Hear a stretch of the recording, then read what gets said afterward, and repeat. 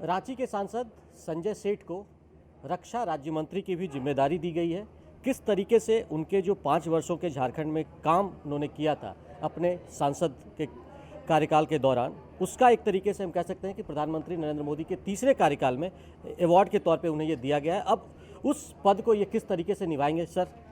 कोई अवार्ड नहीं है, ये सब तो जिम्मेदारी पार्टी तय करती है, जिम्मेदारी है। और मैं कह सकता हूँ कल भी मैं कार्यकर्ता था, आज भी कार्यकर्ता है और कल भी कार्यकर्ता रहूँगा।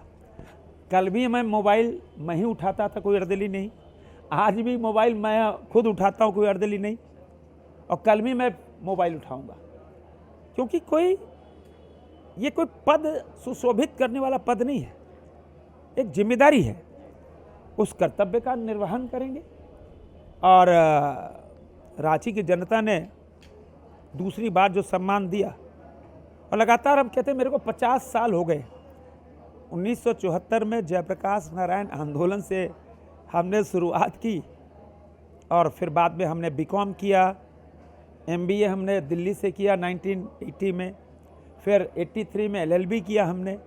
लेकिन साथ साथ में जनसंघ और पार्टी की विचारधारा आइडियोलॉजी को साथ किया और बढ़ते चले गए। और पार्टी ने बहुत सारी जिम्मेदारी दी और उस जिम्मेदारी का एक कार्यकर्ता के भाव से, देखो हम सब जो काम करते हैं देश प्रथम राष्ट्र प्रथम के भाव से करते हैं। देश पहले, राष्ट्र पहले, और राष्ट्र आगे बढ़ेगा तो 140 करोड़ देशवासी एक साथ आगे बढ़ेंगे। प्रधानमंत्री नरेंद्र मोदी जी के नेतृत्व में आज देखो कितना चहुमुखी विकास।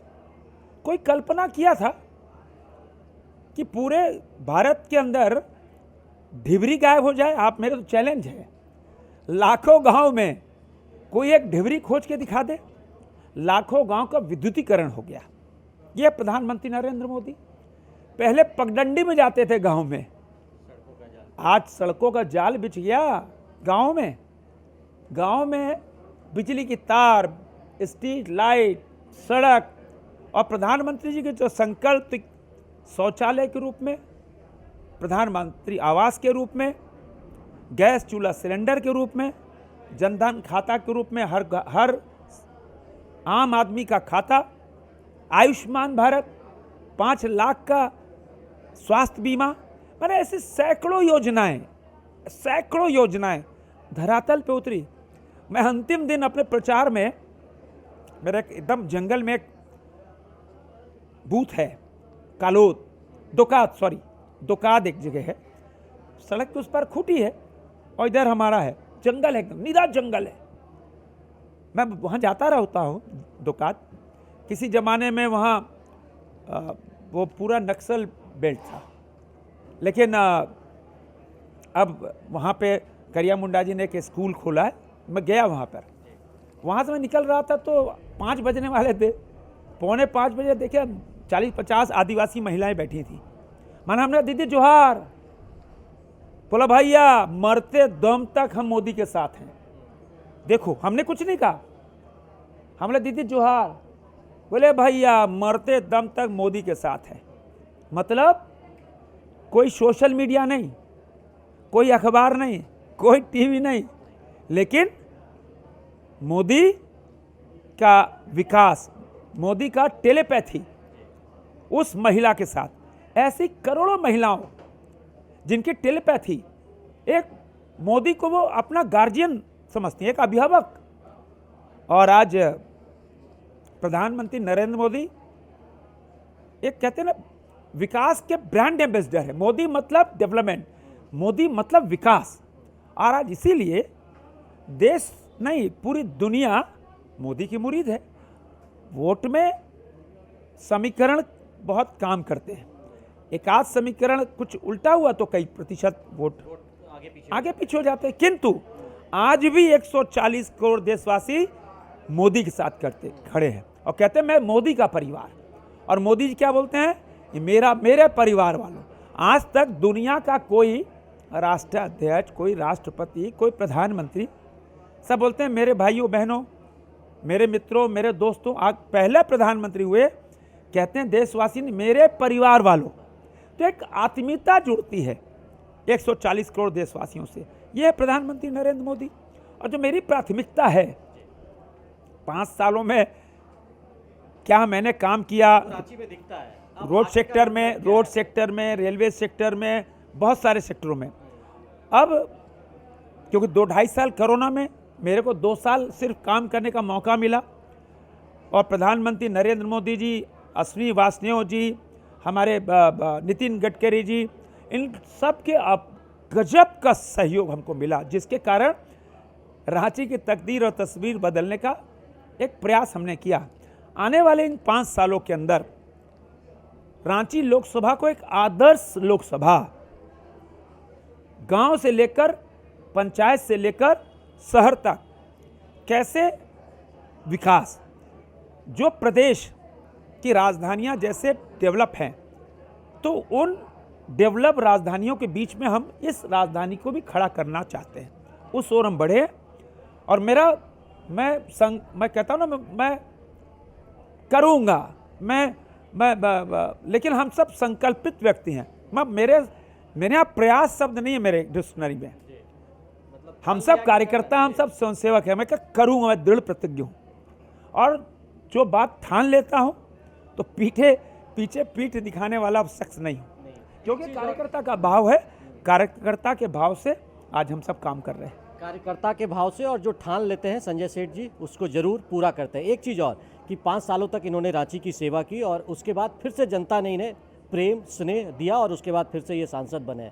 इनके मन में अब किस तरीके का एक रोड मैप है रांची को लेकर, और खासकर अब जो जिम्मेदारी इनको मिली है रक्षा राज्य मंत्री कि देश का भी सुरक्षा और रक्षा बहुत जरूरी है, उस लहजे से किस तरीके से आपका रोड मैप है और क्या कुछ सोचते हैं? देखो, भारतीय तिरंगा हमारा आन बान और शान। उस आन बान जो हमारा तिरंगा है, वो तो जिस तिरंगे के लिए 140 करोड़ देशवासी एक साथ खड़े हैं, तो हमको गर्व है कि मैं भारतीय हूँ। हमको गर्व है, मेरा तिरंगा एक प्यारा न्यारा तिरंगा है। और हमको गर्व है कि मेरा जन्म भारत की भूमि पे हुआ, भारत पे हुआ। दुनिया का एकमात्र देश है जो अपने जमीन के टुकड़े को कहता है ये मेरी माँ है। एक जानवर को हम माँ कहते हैं, माने गौ माता को माँ कहते हैं। दुनिया का कोई देश अपने पशु को माँ नहीं कहता, अपनी लैंड को माँ नहीं कहता। ये तो मेरा सौभाग्य है, कभी पिछले जन्म में अच्छे कर्म किए होंगे कि भारत की भूमि पे जन्म हुआ। और देवतुल्य प्रधानमंत्री, मैं कहता हूं देवतुल्य प्रधानमंत्री, उनके साथ काम करने का मेरे को ईश्वर ने अवसर दिया, सौभाग्य दिया। हम सब तो गिलहरी मात्र हैं, और गिलहरी मात्र जो से गिलहरी का प्रयास रहता है। प्रधानमंत्री नरेंद्र मोदी जो दुनिया के सबसे लोकप्रिय और सबसे विकास पुरुष हैं, उनके साथ एक गिलहरी प्रयास हम कर रहे हैं। एक चीज़ और कि रांची में असीम संभावनाएं हैं हर सेक्टर में, जैसे रक्षा के क्षेत्र में आपको जो जिम्मेदारी मिली है, क्या आप उम्मीद करें कि झारखंड में भी कुछ वैसे, क्योंकि भारत आज के डेट में उपकरण बनाने के मामले हो, चाहे दूसरे तरह के रक्षा के क्षेत्र में आत्मनिर्भर बनने की बात हो, तो बहुत आगे से हम आगे बढ़े। तो झारखंड वासियों को अब आपसे बहुत सारी अपेक्षाएं और देखो, बहुत सारे सेक्टर हैं। अब आप देखो, पर्यटन का सेक्टर बहुत बड़ी इंडस्ट्री खड़ा कर सकते हैं। पर्यटन के क्षेत्र में, अन्य क्षेत्रों में आप बहुत जल्दी एक सकारात्मक प्रयास देखेंगे। अब कल का देखो, मैं परसों रांची आया और जो प्यार स्नेह रांची की जनता ने दिया, सुबह 6 बजे से भीड़ लग जाती है। अभी मेरा कार्यक्रम 10:30 बजे से है। हजारों लोग सुबह 6 बजे से मैं बैठा हूँ और सुबह 5 बजे लोग आ रहे हैं। देर रात्रि, कल रात 12:30 पौने 1 बजे मैं लौटा ईचागढ़ से। और लेकिन प्रेम है। अब कल की घटना बताएं, अखबारों में निकला था कि भाई बड़ा तालाब दूषित है, बहुत दुर्गंध आ रही है। तो मैं बड़ा तालाब गया, डिप्टी कमिश्नर को हमने वहीं बुलाया, निगम के अधिकारियों को बुलाया। हमने क्या है भाई, क्यों ये पानी हरा हो रहा है और बदबू आ रही है? तो उन्होंने कहा बारिश नहीं हुई, जो अंदर का कादो कहते हैं ना, नीचे कीचड़, वो ऊपर आ रहा है, क्यों बरसात नहीं होने के कारण पानी कम हो गया, वो ऊपर आया, जिसके कारण है उस गाद की सफाई नहीं हुई। हमको याद है 1996 में कांके डैम की सफाई हमने CCL के सहयोग से कराई थी। मैं कुछ नहीं था, एक साधारण सा कार्यकर्ता था। तो निगम के अधिकारियों से हमने पूछा भाई क्या होगा, उन्होंने कहा एक मशीन, डोजर मशीन एक आती है, वो डोजर मशीन आ जाए तो 15 फुट का जो नीचे का कीचड़ी गाद है उसको वो साफ कर बाहर ला देगा। तो हमने एक देखो त्वरित कार्रवाई करते हुए चेयरमैन कोल इंडिया PM प्रसाद को हमने वहीं से फ़ोन लगाया ऑन स्पॉट। हमने कहा प्रसाद जी, रांची में हमको एक उपकरण चाहिए जिसकी कीमत 7 से 8 करोड़ रुपया है। अगर वो उपकरण दे देते हैं आप तो रांची प्यासी नहीं रहेगी और रांची का विवेकानंद सरोवर एक अहम पर्यटन का केंद्र होगा। मैंने इतना ही कहा और देखो चेयरमैन कोल इंडिया ने कहा कि सर एकदम मैं दे रहा हूँ, आप प्रपोजल भिजवाइए। मेरे बगल में डिप्टी कमिश्नर रांची बैठे थे, मैंने कहा DC रांची बगल में बैठे हैं, मैं उनसे ही बात करा रहा हूँ, निगम के अधिकारी बैठे हैं उनसे ही बात करा रहा हूँ। हमने रांची DC से बात कराई, हमने कहा कि भाई प्रपोजल आप भेजो, जो प्रक्रिया है CSR के तहत, क्योंकि 7 से 8 करोड़ की राशि है, जितना समय जिला प्रशासन नगर निगम जितना समय लेगा उस नॉर्म्स को पालन उतना ही समय लगेगा।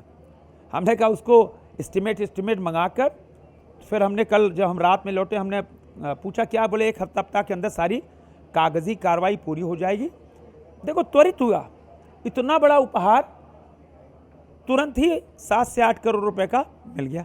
तो काम करने का आप तरीका, और आप काम करोगे तो कमी नहीं है किसी चीज़ की, पैसे की कमी नहीं है। गडकरी साहब क्या बोलते हैं, मेरे पास पैसे की कमी नहीं है, प्रोजेक्ट लाओ, मेरे पास पैसा बहुत है मैं दूंगा। तो राज्य सरकार का असहयोगात्मक रवैया, जिसके कारण झारखंड के अंदर ये समस्या उत्पन्न हो रही है। और मोदी जी की बहुत बड़ा संकल्प था, हर घर में नल। 10,000 करोड़ रुपया 4.5 साल पहले दिए, अभी तक सिर्फ 41% ही खर्च कर पाया। झारखंड में तो बहुत फ्लॉप है सर। फ्लॉप है, फ्लॉप नहीं है, फ्लॉप करने का एक षड्यंत्र किया गया कि हर घर में नल हो जाएगा तो मोदी आ जाएंगे, हर घर में आ जाएगा तो मोदी हर घर में आ जाएंगे। उसी तरह गरीब कल्याण योजना के जो अन्न आता है उसमें भी कटौती कर लेते हैं, उसमें भी 1-2 महीना रोक लेते हैं। ये कुचक्र राज्य सरकार करती है, किंतु राज्य सरकार को नहीं है मालूम कि आप कितने भी षड्यंत्र साजिश कर लो, मोदी हर व्यक्ति के दिल में बैठे हैं, उनके दिल में से कहाँ मोदी निकालोगे। सर एक चीज़ और, मोदी जी 100 दिन के रोड मैप के साथ काम कर रहे हैं और उन्होंने चुनाव से पहले इस चीज़ की घोषणा भी कर दी थी। आपके मन में भी एक रोड मैप के तहत लगातार आप कह रहे हैं कि रांची के विकास को लेकर एक रोड मैप है, मेरे पास खाका है। जिस तरीके से मोदी जी का नेतृत्व आप लोगों को मिल रहा है और 100 दिन का जो रोड मैप है, रक्षा के क्षेत्र में भी कोई बड़ा रोड मैप या कोई आप लोगों ने किस तरह से रोड मैप बनाया है? रांची का रोड मैप चुनाव के पहले हमने तैयार कर लिया। अगले हफ्ते मैं जब फिर रांची आऊँगा तो पूरा रोड मैप पब्लिक डोमेन में दूंगा। मैं क्या करना चाहता हूँ, कैसे करूंगा, ये मैं सब बताऊंगा। अगले 100 दिन का रोड मैप वो लेकर चल रहे हैं कि रांची में किस तरीके से विकास होगा और जो विकास के दूसरे आयाम है वो गढ़े जा सकेंगे। अपने सहयोगी विकास के साथ मैं दिवाकर कुमार, दूरदर्शन समाचार, रांची।